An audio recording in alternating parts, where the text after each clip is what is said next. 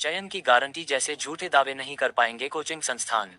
नई दिल्ली, ग्रेटू केंद्र सरकार ने बुधवार को कोचिंग संस्थानों द्वारा भ्रामक विज्ञापनों को नियंत्रित करने के लिए नए दिशा निर्देश जारी किए, जिनमें 100% चयन या 100% नौकरी की गारंटी जैसे झूठे दावों पर रोक लगाई गई है। केंद्रीय उपभोक्ता संरक्षण प्राधिकरण (सीसीपीए) द्वारा तैयार अंतिम दिशा निर्देश राष्ट्रीय उपभोक्ता हेल्पलाइन पर मिली कई शिकायतों के बाद जारी किए गए हैं। सीसीपीए ने अब तक 54 नोटिस जारी किए हैं और करीब 54.60 लाख रुपए का जुर्माना लगाया है। उपभोक्ता मामलों की सचिव निधि खरे ने कहा, कोचिंग संस्थान जानबूझकर अभ्यर्थियों से जानकारी छिपा रहे हैं। इसलिए हम कोचिंग क्षेत्र में शामिल लोगों को मार्गदर्शन देने के लिए दिशा निर्देश लाए हैं।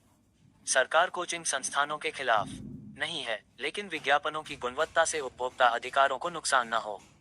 नए दिशा निर्देशों में कोचिंग संस्थानों को प्रस्तावित पाठ्यक्रमों और अवधि, अध्यापकों से संबंधित दावे, शुल्क संरचना और शुल्क वापसी की नीतियों, परीक्षा में चयन की दर और रैंक तथा चयन की गारंटी या वेतन वृद्धि के बारे में झूठे दावे करने से प्रतिबंधित किया गया है। कोचिंग क्षेत्र में भ्रामक विज्ञापन की रोकथाम शीर्षक वाले दिशा निर्देशों में कोचिंग को अकादमिक भ्रामक विज्ञापनों पर कार्रवाई के लिए केंद्र ने दिए दिशा निर्देश।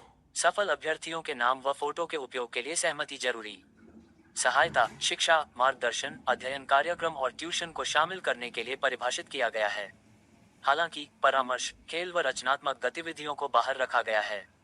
कोचिंग संस्थान सफल अभ्यर्थियों की लिखित सहमति के बिना उनके नाम और तस्वीर या संस्थान की प्रशंसा में उनकी टिप्पणियों का उपयोग नहीं कर सकते हैं।